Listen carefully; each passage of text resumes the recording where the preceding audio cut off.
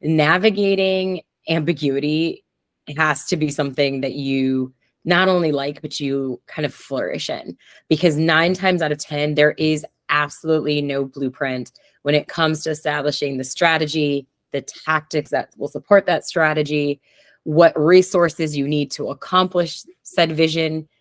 You may be the very first to be figuring it out.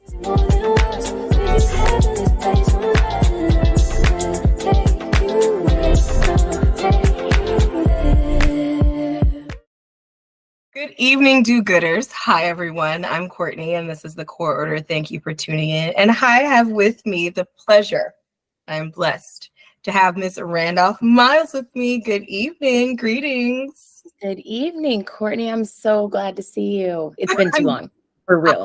No, seriously. I know I would say we got to do better, but life be lifing, as they say. Listen. Life be lifing. So let me tell y'all why I am just so excited, right? And why I'm smiling ear to ear. This is the woman who introduced me to social impact. So let me introduce you to her, okay? So she is a mother of 2 little darlings who I hope will make appearances today or interrupt. We'll edit a little photo of them in. Yeah, here. The interview is over. No, literally, I'll put the photo like here. You should be able to see it as I talk. Yay. She is a pioneer in the world of social impact. So a little bit about her background. She's a graduate of Xavier University and the DePaul University College of Law. She started her career in compliance and in ethics, and later she discovered her true passion, which was connecting and community building. So even before this cold call or chat started, she was identifying people for me. She was like, oh, this would be a really good person for you to connect with or to know. She's been doing that for me my entire career when I was a little baby in law school, or a little bunny, as she says, in law school. Little bunny. So she worked in community relations at Target in in Minnesota, where she designed and executed corporate giving strategy for K-12 educational efforts. She has also served, if Target wasn't enough, she has also served as the senior manager over at Nike, leading their community impact team. Later, she moved into talent acquisition and diversity, equity, and inclusion as the director of diversity, talent innovation, still within Nike. More recently, Ms. Randolph Miles serves as the diversity, inclusion, equity, and belonging leader in corporate affairs at PayPal. She is a dedicated volunteer. She is a dear mentor of mine. She is just a true leader, right, in social impact, in the social impact field. So before social impact was social impact. So it is my pleasure to introduce and just start the conversation tonight with Ms. Randolph Miles. Woo! Courtney, that was such a generous introduction. I just feel like I'm just little me doing things that I love to do. And I just appreciate that. Thank you. Of course. I hope at some point we get to just give you all the flowers during this conversation, because it's also amazing to see you stepping into something that you have loved for quite some time and have now navigated how to do it as your full 9-to-5 job. So thank you. I appreciate that. See, this is what I'm talking about. She'll take a moment that's all about her, and she's like, actually, let me just reflect on you. That's just the nature of who she is. So I met her when I was in law school. I was in Minnesota, and Minnesota was a wild place to me. I'm not from the Midwest. Wild place. No, seriously, as wild as an understatement. Because right now in Minnesota, I'm sure there's 6 feet of snow. It's October right now. And it was just a strange place to navigate. And not only did she kind of take me under her wing after me meeting her at one event, she organized this long table of women of color. I think she invited every woman of color in Minneapolis to this event. And I was able to meet some lifelong friends. Hi, Stevie Coleman. At this event, I was able to make friends outside of my law class And not only that, I was able to meet people who are now just killing the game, right, in their respective fields. And that just speaks to who she is as a person. So again, really grateful that she's taking the time out of her evening to speak to us about her work. So welcome again. Thank you. So we're going to start today with a getting to know you speed off round, where I will ask you questions and you have to answer quickly. All right. Love it. Let's do it. All right. So let's start with your favorite color. I'm going to go with black. I love it. I do. Does that count as a color? Not a shade. Oh, okay, absolutely. Perfect. And look at what you're wearing. Like, there you have it. The essence of it. Like, all right, this spring or fall? That is such an interesting question because the answer would probably be neither. Summer, but if forced to respond, I will say fall. You're forced to respond. I will accept that answer. So this is like your season if you're pitted against like the mushy fall spring season, like tulip. Yeah, give me a fall foliage moment. You know, that's fair. And like red apple wine. orchard realness. I will take that. There we go. City life or coast life? Definitely city person. Definitely. I am intrigued by the layers that cities have. They're amazing. Yeah. And you lived in plenty of them. Yeah. And worked in plenty. Always city life. This is not answering for her employer. This is her personal opinion and does not reflect her employer. Exactly. Gmail or Microsoft? It's going to have to be Gmail. I mean, the interface, just user friendly, you know, shout out to Gmail. That's how we're doing. We're using Google right now. So right now. Yes. So always. Virtual conferences and summits or in-person conferences and summits? I am definitely still old school, if that's not old school, to say like, let's meet in person. I appreciate the flexibility that is afforded to us nowadays, but I don't know, like, just remember like the vibes of walking into a room and it be buzzing with energy and excitement. Like you just can't replicate that kind of magic. I know. That is true. And they then like also in-person virtual summits don't have food. So you can exactly. More importantly, what are we eating? What are we eating? There's DoorDash in front of your laptop just doesn't, it's not the same. Seriously. Last question. Big community projects or small scale projects? I think both are important because sometimes like your micro impact is building a foundation and building connections that are needed to build big innovation on top of. But I do love solving really hard problems. So sometimes I tend to take on things that are enormous and work through the complexities. So I'm going to go with big. Got it. Got it. That might be the lawyer in you. It might be. Challenge. Seriously. That might be it. Speaking of, you are an attorney, right? You're a DEI advocate, yes, a community builder and a connector. But some might look at your training, your background, and wonder how you ended up in social impact, because you were in social impact before social impact was social impact. So how did you know that this is what you were called to do? Well, I have to give a lot of credit to my parents and in particular my mom, which I don't think this was by design. I think this was by necessity. My parents were very much so like, what we're doing in life, you get to come along as a participant. And so I got an opportunity to see my mom go back to school to finish her degree after she had 2 small children and really focus her career pretty specifically on community building through the lens of mortgages and lending. And for her, her mission in life was really about trying to find ways for people of color to have greater access and just even understanding of capital and the ability to use home ownership as a way to drive towards their financial goals. And so this is like, again, many moons ago. Can't see the gray hairs, but it was a while ago, you know? But just going with her to the different summits that she would put on to educate folks. And these would be, when I say summit, I'm overstating, Courtney. I'm talking about, we're at the public library in my very small town in Ohio, her spending time on a Saturday morning to say, I'm going to do a workshop, have folks come in, learn about home ownerships and the product that my bank offers, spend time with people demystifying things like their down payments, how they're going to be able to afford their mortgage as well as their life. And then also like the value that their homes can generate for them. Wow. That was what I did. And so very early on, it was like, she's definitely making her living from this. This is her work, but it was work that was fueled by purpose. So whether I understood it or not, that was my first understanding of like, okay, you can do well by doing good. Yeah. Fast forward many years.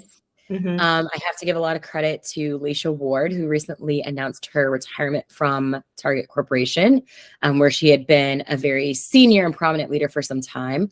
I had the amazing opportunity to see Leisha speak when I was still in my legal compliance and ethics days. And her speech was so compelling when I saw her about the value of corporations and communities and the work that they can really do to transform the world. It sold me. And so to your point, before I knew what corporate social responsibility was, what corporate philanthropy was, what ESG, any acronym that's like a buzzy word right now, I saw somebody on a stage, not only talking about the work, but driving meaningful work. And I was like, how do I do that?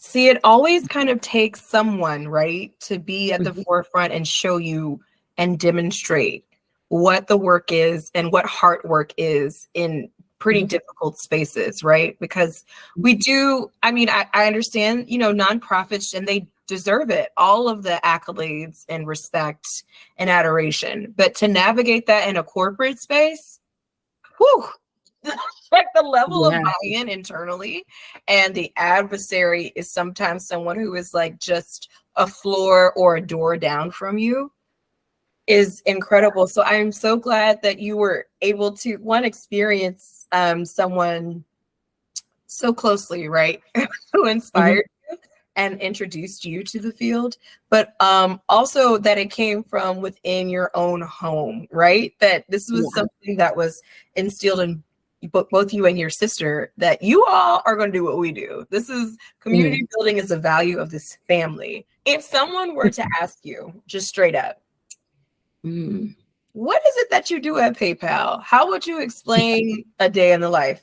We both know that a day for you looks different on Monday versus Friday. A day looks different on your first few months versus the last few months. Even today looks different than what you anticipated your day would look like months ago. So how would you generally explain to someone what it is that you do at PayPal?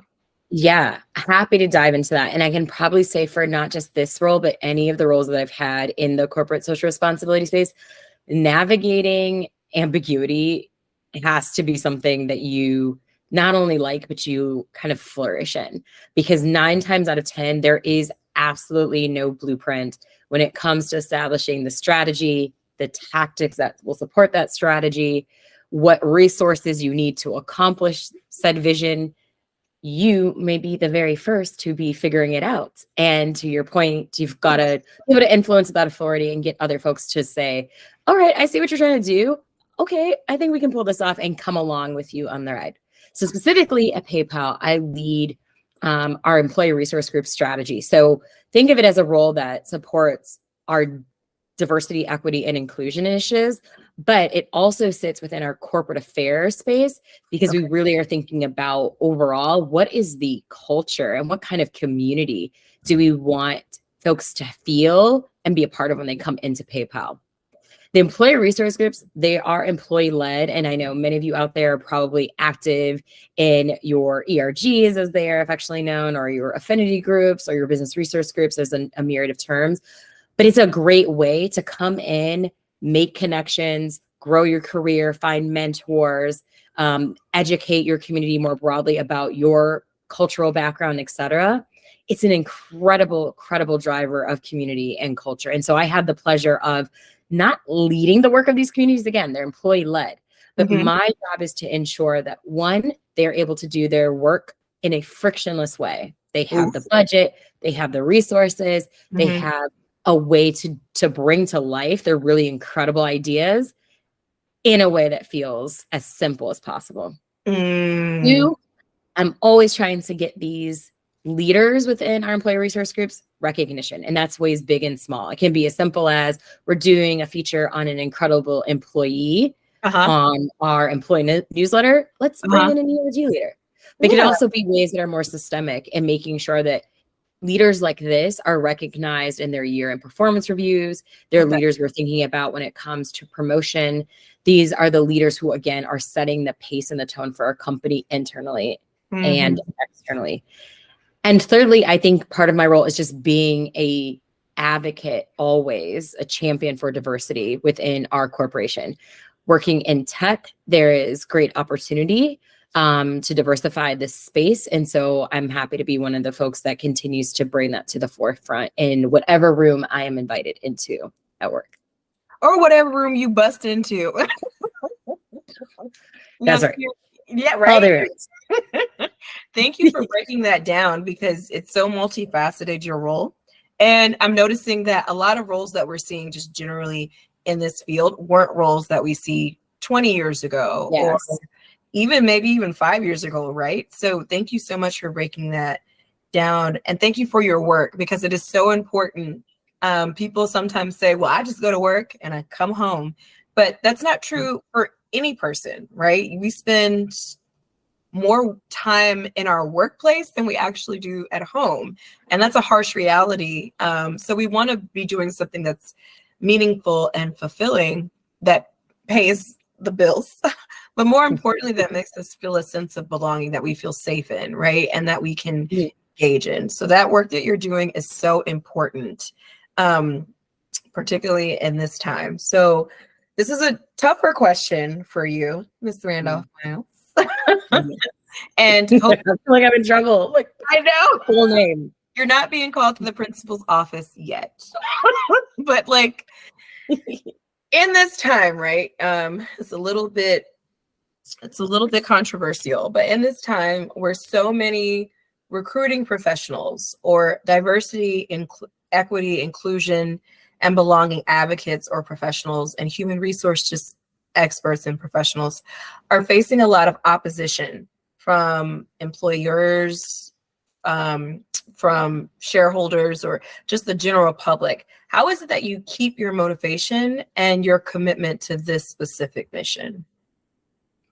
Yeah. So I think this is one of those things that really does have to be fueled from within. To be able to come into a space and to be resilient, I think is the word that I've been using a lot each and every day.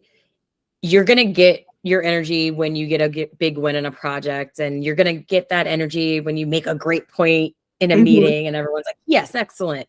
Or Mhm. when you've been working on a body of work and it comes to fruition, like all those moments, yes, they definitely will give you that lift that gets you through when there are dark times. But quite frankly, if you don't come with the passion and the fortitude to probably get knocked down 50 times before you get up one, Mhm. or the ability to understand that sometimes your great ideas are ahead of their time and you need to be patient or strategic in helping them come Mhm. to life. They may not come to life immediately or in the way that you initially envisioned. That kind of wherewithal has to be just brewing within you. Where that Mhm. stems from for me, Courtney, I don't actually know. Again, I just give credit to my parents who I saw set a pretty amazing example. But there are days where I certainly get tired. Like we're gonna keep it real in this conversation. Yeah. There's some days where it's like, I've taken my licks for today. Mhm. I need to go back and try again So tomorrow. I think you just have to be clear to acknowledge to yourself, is this the type of work that I'm prepared for? Because it's probably going to be a journey where you will find your work aligns much more to your emotions and who you are outside of the workplace versus perhaps in some other roles.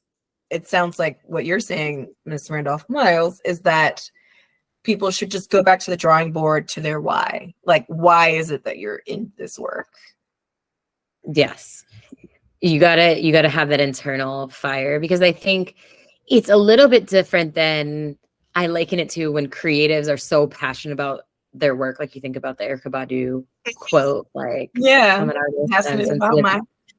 Yes, same kind of sentiment, but I think even more so when you yourself are a woman or a person of color or are neurodiverse or an ally to any community and deeply care about things like diversity being a priority in your workplace. When you see those sorts of things, maybe perhaps not getting the funding or resourcing, when again, perhaps a program or an idea that you are really hopeful would take isn't given the attention or the support needed to get kind of over the line, it sometimes feels really personal, Mhm. I'm because so it's like, I guilty of can't that. divorce my care from this, from who I am as a person. Because of who you are as a person does not make you an expert in this space, but that's probably for another question. But still, it feels very personal sometimes when you're facing uphill battles. Yeah, that's really helpful. And if it's not helpful for anybody else, which I'm sure it is, it's a great reminder for me too, right? When you are feel so attached to it. So a couple more questions before we close out. I know there are so many people, because I was one of them, who was like, how do I get in? Like, how do you get into social impact? How do you get into corporate social responsibility? What is the step, right? Because if you come from the world of accounting, there's a cookie cutter step. You come from the world of law, you go to law school, get in, pass the bar, land your job. In all these other fields, it's very standard. There's a path or someone you can follow. But in social impact, is there a journey or a cookie cutter kind of journey in social impact? There's many ways to pass go, collect $200, all that stuff. There's many ways. I think there are some things that are starting to formalize in this space. I don't Mhm. think that they're needed, but you will find that more universities are offering certificate programs. You will find there is a plethora of different convenings, summits, blog. Like, there's so much information now. So I think more and more there's a maybe clear way to understand and talk about this work and get people to be on board with like what you would like to do.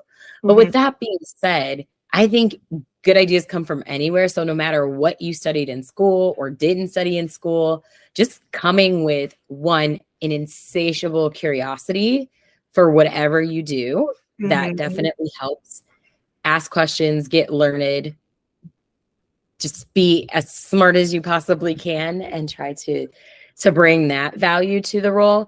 Networking cannot be understated, especially in this space where there's still very few jobs. It takes you but 2 seconds on LinkedIn to see like the role that you're looking for at the level that you're looking for the type of company that would be intriguing to you. There literally might be one job that Mhm. meets all your needs, or there might be zero for a period of time. So if you can be the first person on someone's mind or a name that comes off someone's lips when someone says, hey, we have this opening coming up, that's amazing. So network, network, network. No, seriously. And then back to my point last time, just make sure this is like actually what you want to do. Like, it might just be something that seems intriguing. So I think you can start to dip your toe in the water in this space by volunteering with certain organizations, serving as a board where you can, if your company is amenable to it, get yourself a secondment or a stretch assignment and actually spend time on a diversity, equity, inclusion team. Spend time on your corporate philanthropy or community impact organization. Do things that look like service volunteerism within your Mhm. company. Like, make sure, like, is this really what I want to do? Really, Get really, yourself a really. little appetizer, maybe. And Mhm. then you find out this is exactly what I do want to do. And then they know your name. Again, back to networking, when full-time or more permanent opportunities come to light. Absolutely. And you've answered my next question, which was, if you were to take every person who hits you up in your LinkedIn DMs and is like, I need a mentor, would you be my mentor? What advice would you give me? It sounds like you just kind of wrapped that up, but was there any just general advice you wish you could sit all those people in a virtual room just like this and kind of like scream at them and say, or say kind of in a demure tone, you don't have to scream. But sometimes when I get those DMs, I'm just kind of like, hey, everybody, this is what I would do. Like, first, don't send me 6 DMs back to back to back in one day. But but if you were to give number one, oh my God. I think it's those 3 tips I just shared, but this, I feel like this maybe goes without saying, but I'll say it. Like when you are reaching out for folks, especially for the mentorship opportunities or for the virtual coffee or real life coffee, whatever it is, just like come prepared, have done your research on them, the company, have really thoughtful questions. Again, back to curiosity. I think a lot of people are like, this is a space that is, again, it's fueled sometimes a lot of times by people who are very passionate about it, but there is a discipline that you have to bring to this work. And that is demonstrated from the first time you meet somebody. So show that you're still incredibly capable of developing a project plan and executing it, that you're incredibly capable of really strong communication with your stakeholders or partners, that you have manners. Like, don't forget all that kind of stuff just because this is like, in some ways perceived as a feel-good space. Like the rigor of the work is still 100% there. So people want to see you bring that for sure. Absolutely. I know that this kind of goes back to the question regarding like a one path or one-stop shop for how people arrive to the position you're in. Again, you come from the background of law, ethics, compliance, and then moving into other spaces too. Do you work or find yourself working with a lot of attorneys as well in that space? Or do people take the roots in like communications and other areas? Like what do you? No, I don't work closely with our legal partners anymore. Now that ESG, or I guess more plain language, more reporting has been kind of established around some corporate social responsibility initiatives. Oftentimes those teams will sit in the legal space. And so you find yourself talking to the attorneys to ensure, like, are the data points that you want to share externally and things like your annual impact report, are they auditable, verifiable, good data? And so your lawyers definitely are going to care about that. But I'm usually that is eyes, folks, because you know I'm that person. So most people are like, you know, data and analytics lady. I know. So of course they're going to want to know, like, okay, it's not just feel good. It's like, literally, this is how we measured our impact. This is what we can share with authority, and we can back it up with all the receipts needed. But oftentimes that's the intersection with the legal team. I think there's a lot of other partners that you work with. And this is also like a great thing for folks to think about if they're interested in corporate social responsibility, whatever that branch of the tree looks like. There's so many support roles that are needed to do this work. So comms, you mentioned, work incredibly close with communications partners, work incredibly close with brand teams, sometimes the product teams. So there's sometimes ways to say, like, I have this interesting skill set or a more specific skill set or discipline that I know I'm really good at, but I can still use it for good. And I think that's where there's some really exciting opportunities for people to lean into. Just think about that, right? There's so many different spaces in this industry. And so with that in mind, you would label your work as DEI and inclusion and belonging. What keeps you there? I know what brought you there, but kind of what keeps you there? Well, I mean, I'm not saying that I'm moving anytime soon, but I truly see myself as a corporate social responsibility professional because I have found value and beauty in a lot of the roles I've had. So whether it was in education technology on the Target work that I did, that was very much so within Target's philanthropic area, to doing more community impact, grassroots grant making with Target Nike, and then doing things that felt more rooted in diversity, equity, inclusion from an internal talent perspective.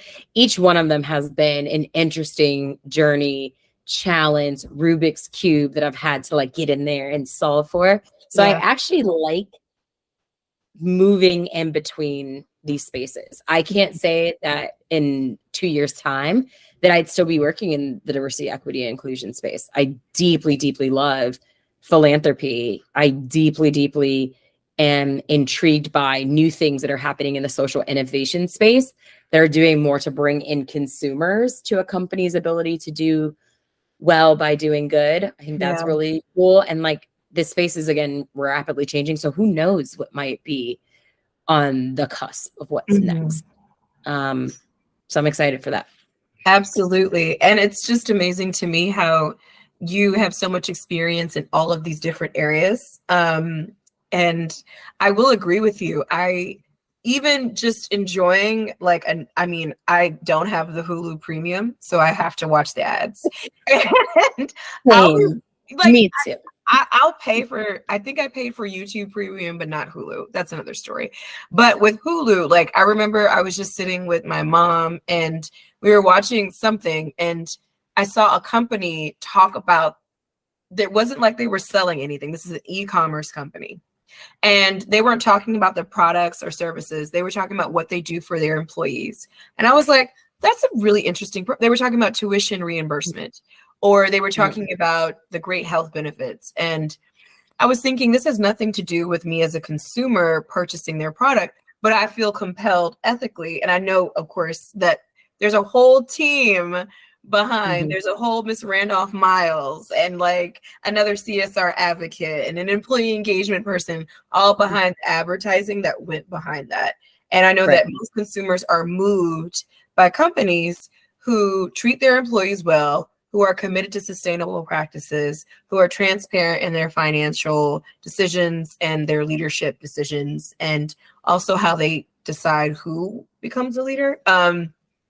And you just see it everywhere. You can't even purchase, it's not bad, I'm not complaining, but I mean, I'll go to my favorite fast food restaurant and on the side, there'll be facts about how much of the material was made out of renewable, recycled, or reused items. And so you're right, it's a whole growing field and it's extremely innovative, but it's important for the consumer. It's not just a industry speak anymore. This is becoming something that is widely available.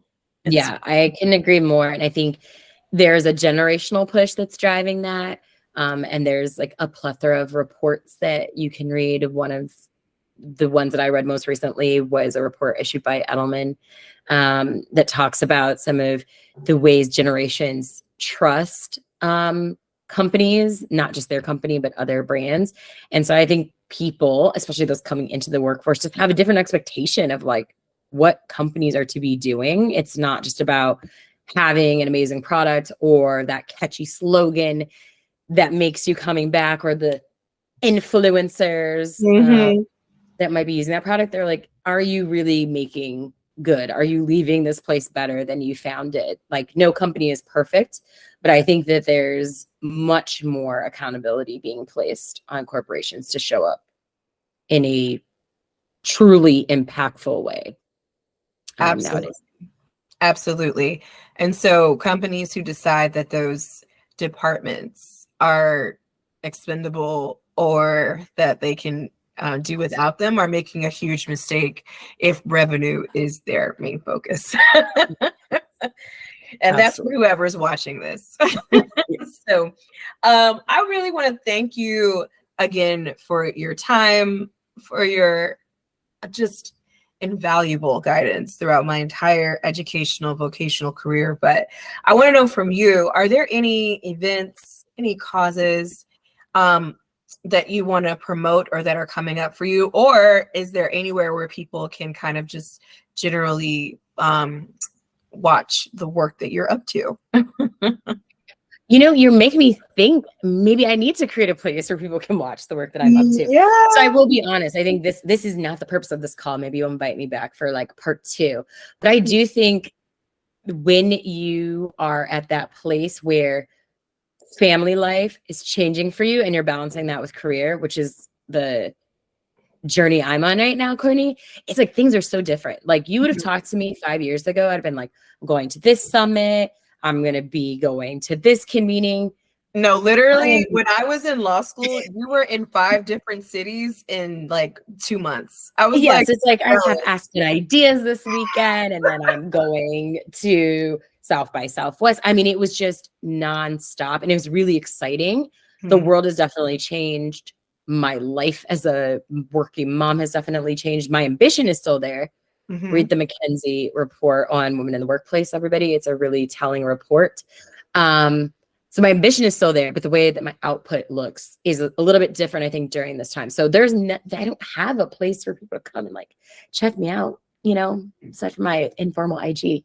But what Yeah. I will say is, Well, you have your LinkedIn if you're comfortable with oh people yes, you there. follow me on LinkedIn for sure. But if you're asking about other resources and things like that, I do think that there's a number of really awesome convenings that are taking place depending on what industry you're in, and like these come at no surprise. So for those of you who are in tech like myself, Afrotech is coming up in November.